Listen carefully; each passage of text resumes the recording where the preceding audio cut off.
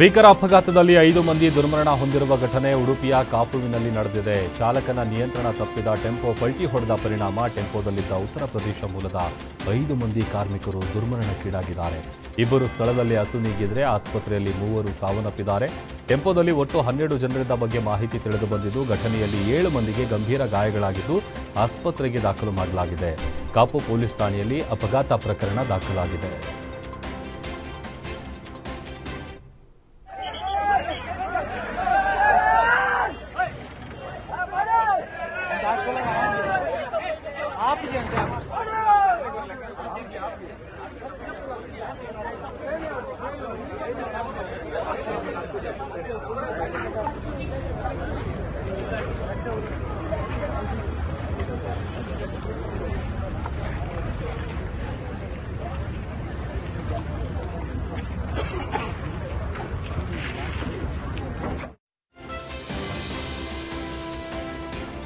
ಕಾಂಗ್ರೆಸ್ನಲ್ಲಿ ಸಿಎಂ ಕುರ್ಚಿ ಫೈಟ್ಗೆ ಸದ್ಯ ತಾತ್ಕಾಲಿಕ ಬ್ರೇಕ್ ಬಿದ್ದಿದೆ. ಈ ಮಧ್ಯೆ ಡಿಕೆಶಿ ಸಿಎಂ ಆಗಲೇಬೇಕು ಅಂತ ಅಭಿಮಾನಿಗಳು ಪಟ್ಟು ಹಿಡಿದಿದ್ದು, ಡಿಕೆ ಶಿವಕುಮಾರ್ ಪರ ರಾಜ್ಯದ ಹಲವೆಡೆ ಪೂಜೆ ಹೋಮ ಹವನ ಮಾಡಿಸ್ತಾ ಇದ್ದಾರೆ. ಇನ್ನು ಡಿಕೆಶಿ ತವರು ಜಿಲ್ಲೆ ಕನಕಪುರದಲ್ಲಿ ಡಿಕೆಶಿಗೆ ಸಿಎಂ ಪಟ್ಟ ಸಿಗದಿದ್ರೆ ನಾವು ಸುಮ್ಮನಿರಲ್ಲ, ನಮ್ಮಣ್ಣ ಸಿಎಂ ಆಗಲೇಬೇಕು ಅಂತ ಅಭಿಮಾನಿಗಳು ಆಗ್ರಹಿಸಿದ್ದಾರೆ. ಸಿದ್ದರಾಮಯ್ಯ 7.5 ವರ್ಷ ಸಿಎಂ ಆಗಿದ್ದಾರೆ. ಅವರು ವಿರೋಧ ಪಕ್ಷದ ನಾಯಕರೂ ಆಗಿದ್ರು. ಈಗ ಅವರು ಡಿಕೆ ಶಿವಕುಮಾರ್ಗೆ ಸ್ಥಾನ ಬಿಟ್ಕೊಡ್ಬೇಕು. ಡಿಕೆಶಿ ಪಕ್ಷಕ್ಕಾಗಿ ಜೈಲಿಗೆ ಹೋಗಿದ್ರು. ಡಿಕೆಗೆ ಸಿಎಂ ಸ್ಥಾನ ಕೊಡಲಿಲ್ಲ ಅಂತಂದ್ರೆ ರಾಜ್ಯದಲ್ಲಿ ಕಾಂಗ್ರೆಸ್ ಧೂಳಿಪಟ ಆಗುತ್ತೆ ಅಂತ ಕನಕಪುರದ ಮಂದಿ ಎಚ್ಚರಿಕೆ ನೀಡಿದ್ದಾರೆ.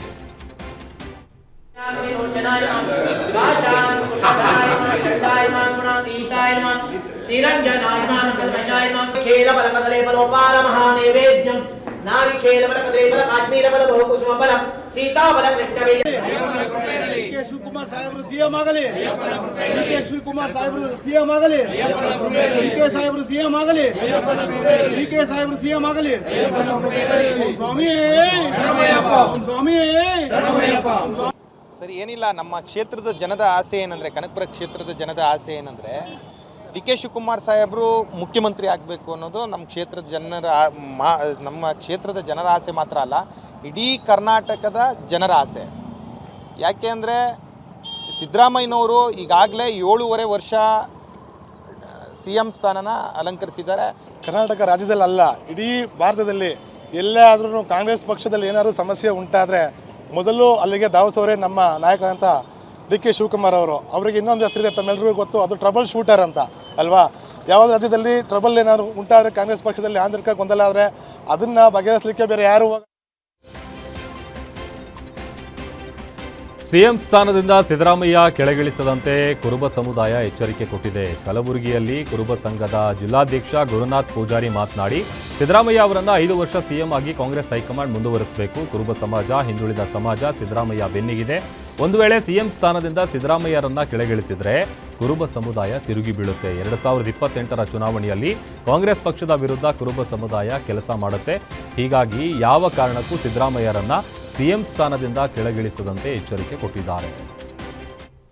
ಸಿದ್ದರಾಮಯ್ಯ ಸಾಹೇಬರನ್ನ 30 ತಿಂಗಳ ಅವಧಿಗೆ ಬದಲಾವಣೆ ಮಾಡ್ತೇವೆ ಅಂತಕ್ಕಂಥದ್ದು ಏನು ಸುದ್ದಿ ಮಾಧ್ಯಮದಲ್ಲಿ, ಟಿವಿದಲ್ಲಿ, ಪತ್ರಿಕೆಯಲ್ಲಿ ಬರ್ತಾ ಇದೆ. ಅದರ ಬಗ್ಗೆ ವಿಚಾರವನ್ನು ಮಾಡಲಿಕ್ಕೆ 28/11/2025 ಬೆಂಗಳೂರಿನ ಕರ್ನಾಟಕ ಪ್ರದೇಶ ಕುರುಬರ ಸಂಘದ ವತಿಯಿಂದ ಸಭೆಯನ್ನು ಎಲ್ಲ ಜಿಲ್ಲಾ ಅಧ್ಯಕ್ಷರ ನೇತೃತ್ವದಲ್ಲಿ ಸಭೆಯನ್ನು ಕರೆದಿದ್ದರು ಅಂತಕ್ಕಂಥದ್ದು. ಆ ಸಭೆಯಲ್ಲಿ ಏನು ನಿರ್ಧಾರ ಆಗಿದೆ ಅಂತಂದರೆ, ಏನು 30 ತಿಂಗಳ ಅಗ್ರಿಮೆಂಟ್ ಆಗಿದೆ ಅಂತಕ್ಕಂಥದ್ದು ಟಿ ವಿಯಲ್ಲಿ ಬರ್ತಾ ಇರುವಂಥದ್ದು ಕರ್ನಾಟಕ ಪ್ರದೇಶ ಕುರುಬರ ಸಂಘ ಸಂಪೂರ್ಣವಾಗಿ ಖಂಡಿಸ್ತದೆ ಅಂತಕ್ಕಂಥದ್ದು. ಯಾಕೆ ನಾವು ಖಂಡಿಸ್ತೀವಿ ಅಂತಂದರೆ 2013ರಿಂದ 2018ರವರೆಗೆ 165 ಏನು ಆಶ್ವಾಸನೆ ಕೊಟ್ಟಿದ್ದರು ಸರ್ಕಾರದಲ್ಲಿ, ಅವೆಲ್ಲವನ್ನು ಈಡೇರಿಸಿರುವಂಥ ಸಿದ್ದರಾಮಯ್ಯನವರು 5 ಗ್ಯಾರಂಟಿಗಳನ್ನು ಕೊಡುವುದ್ರ ಮುಖಾಂತರ 2023 ನಂತರ 5 ಗ್ಯಾರಂಟಿಗಳ ಕೊಡುವುದ್ರ ಮುಖಾಂತರ ಎಲ್ಲವನ್ನು ಈಡೇರಿಸಿರುವಂಥ ಸಿದ್ದರಾಮಯ್ಯನವರನ್ನು 30 ತಿಂಗಳು ಅಂತಂದು ಇಂಥ ದಕ್ಷ ಪ್ರಾಮಾಣಿಕ ಮುಖ್ಯಮಂತ್ರಿ ಎಂದು ರಾಜ್ಯ ಕಾಂಗ್ರೆಸ್ನಲ್ಲಿ ಸಿಎಂ ಕುರ್ಚಿ ಕದನಕ್ಕೆ ತಾತ್ಕಾಲಿಕ ವಿರಾಮ ಬಿದ್ದಿದ್ರು. ದೆಹಲಿ ಪರೇಡ್ ನಡೆಸಿದ ಶಾಸಕರ ವಿರುದ್ಧ ಅಹಿಂದ ಮುಖಂಡರು ಕಿಡಿಕಾರ್ತಿದ್ದಾರೆ. ಚಿಕ್ಕಮಗಳೂರಿನಲ್ಲಿ ಅಹಿಂದ ಮುಖಂಡ ಪ್ರಕಾಶ್ ರೈ ಆಕ್ರೋಶ ವ್ಯಕ್ತಪಡಿಸಿದ್ದು, ಚುನಾವಣೆಯಲ್ಲಿ ಗೆಲ್ಲಲು ಅಹಿಂದ ನಾಯಕರ ಮತವೇ ಬೇಕು. ಮೂಡಿಗೆರೆ ಕ್ಷೇತ್ರದಲ್ಲಿ ಅಂಬಳೆ ಭಾಗದ ಮತವೇ ನಯನ ಮೋಟಮ್ಮ ಕಾಂಗ್ರೆಸ್ ಶಾಸಕಿಯಾಗಲು ಕಾರಣ. ಅಹಿಂದ ನಾಯಕರ ಹಲವು ಓಟುಗಳು ನಿರ್ಣಾಯಕವಾಗಿ ಗೆಲ್ಲಲು ಕಾರಣ. ಇಂತಹ ಅಹಿಂದ ನಾಯಕರನ್ನ ಶಾಸಕಿ ನಯನ ಮೋಟಮ್ಮ ಕಡೆಗಣಿಸೋದು ಸರಿಯಲ್ಲ ಅಂತ ಕಿಡಿಕಾರಿದ್ದಾರೆ. ಸರ್, ಡಿ ಕೆ ಶಿವಕುಮಾರ್ ದುಡಿದಿದ್ದಾರೆ, ಪಕ್ಷಕ್ಕೆ ಸಿದ್ದರಾಮಯ್ಯನೂ ದುಡಿದಿದ್ದಾರೆ. ಈ ಅಹಿಂದ ನಾನು ಏನು ಮಾತಾಡ್ತಿದ್ದೀನಿ ಅಂದರೆ, ನಾನು ಜಿಲ್ಲಾ ಕಾಂಗ್ರೆಸ್ನ ಕಾರ್ಯದರ್ಶಿ ಆಗಿದ್ದೀನಿ, ನಾಮಿನಿ ಕೌನ್ಸಿಲರ್ ಆಗಿದ್ದೀನಿ. ಮೊದಲು ಅದಕ್ಕಿಂತ ಮುಂಚೆ ನಾನು ಅಹಿಂದ ನಾಯಕ, ಏಕೆಂದರೆ ನಾನು ಹಿಂದಿಂದನೂ ಅಹಿಂದನೇ ಬಂದಿರೋದು.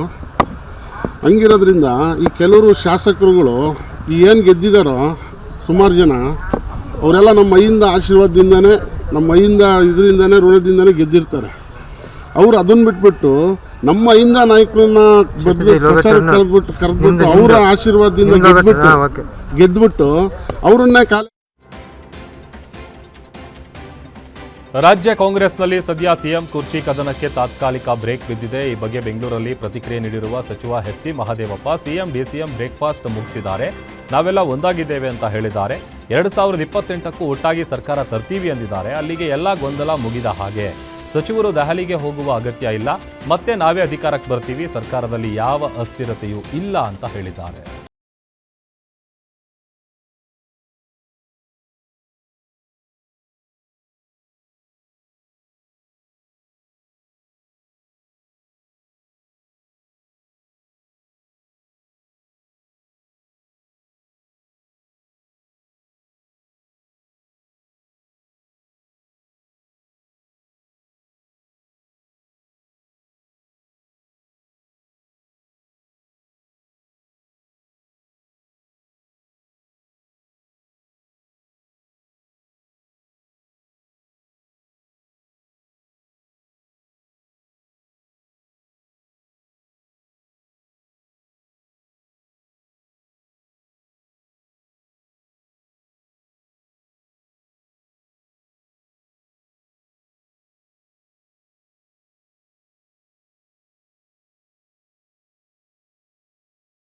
ಕಾರು ಚಾಲಕನಿಗೆ ಚಾಲಕರಾದಂತಹ ಅಪರೂಪದ ಪ್ರಸಂಗವೊಂದಕ್ಕೆ ಧಾರವಾಡ ಕರ್ನಾಟಕ ವಿಶ್ವವಿದ್ಯಾಲಯ ಸಾಕ್ಷಿಯಾಗಿದೆ. ವಿಶ್ವವಿದ್ಯಾಲಯದಲ್ಲಿ ಸತತ 22 ವರ್ಷಗಳ ಕಾಲ ವಿವಿಯ ಕುಲಪತಿ ಹಾಗೂ ಕುಲಸಚಿವರಿಗೆ ಕಾರು ಚಾಲಕನಾಗಿ ಸೇವೆ ಸಲ್ಲಿಸಿದ್ದ ರುದ್ರಪ್ಪ ನಿವೃತ್ತಿ ಹೊಂದಿದ್ದರು. ಅವರ ಕರ್ತವ್ಯ ನಿಷ್ಠೆಗೆ ಮೆಚ್ಚಿ ಕರ್ನಾಟಕ ವಿಶ್ವವಿದ್ಯಾನಿಲಯದ ಕುಲಸಚಿವರಾದ ಡಾಕ್ಟರ್ ನಿಜಲಿಂಗಪ್ಪ ಮಟ್ಟಿಹಾಳ ಕಾರು ಚಲಾಯಿಸಿಕೊಂಡು ನಿವೃತ್ತ ಕಾರು ಚಾಲಕ ರುದ್ರಪ್ಪ ಹಾಗೂ ಅವರ ಕುಟುಂಬವನ್ನು ಅವರ ಮನೆಯವರೆಗೂ ಬಿಟ್ಟು ಬರುವ ಮೂಲಕ ಅವರ ಚಾಲಕನ ನಿವೃತ್ತಿ ಜೀವನಕ್ಕೆ ವಿಶೇಷವಾಗಿ ಗೌರವ ಸೂಚಿಸಿದ್ದಾರೆ.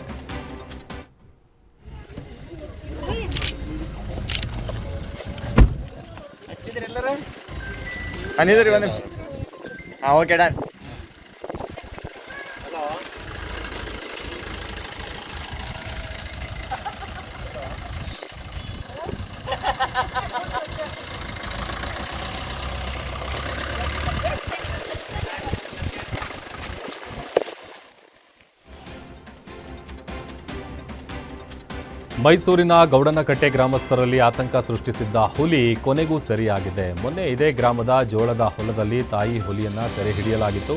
ಇದೀಗ ಗೌಡನಕಟ್ಟೆ ಗ್ರಾಮದ ಹೊರವಲಯದಲ್ಲಿ ಮರಿ ಹುಲಿಯೊಂದು ಸೆರೆಯಾಗಿದೆ. ಉಳಿದ ಮರಿ ಹುಲಿಗಳ ಸೆರೆಗೆ ಅರಣ್ಯ ಇಲಾಖೆ ಅಧಿಕಾರಿಗಳು ಕಾರ್ಯಾಚರಣೆ ಮುಂದುವರೆಸಿದ್ದಾರೆ. ಸದ್ಯ ಹುಲಿ ಸೆರೆಯಿಂದ ಸ್ಥಳೀಯರು ನಿಟ್ಟುಸಿರು ಬಿಟ್ಟಿದ್ದಾರೆ.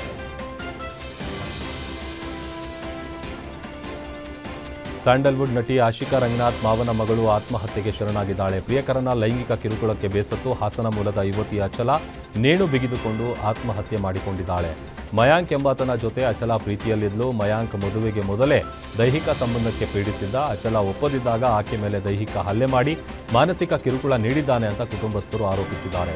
ಸದ್ಯ ಪೊಲೀಸರು ಮೃತಳ ಫೋನ್ ರಿಟ್ರೀವ್ ಮಾಡಲು ಎಫ್ಎಸ್ಎಲ್ಗೆ ಕಳಿಸಿದ್ದು, ಫೋನ್ ರಿಟ್ರೀವ್ ವೇಳೆ ಸಾಕ್ಷಿ ಪತ್ತೆಯಾದರೆ ಆರೋಪಿ ವಿರುದ್ಧ ಪುಟ್ಟೇನಹಳ್ಳಿ ಪೊಲೀಸರು ಕ್ರಮ ಕೈಗೊಳ್ಳಲಿದ್ದಾರೆ.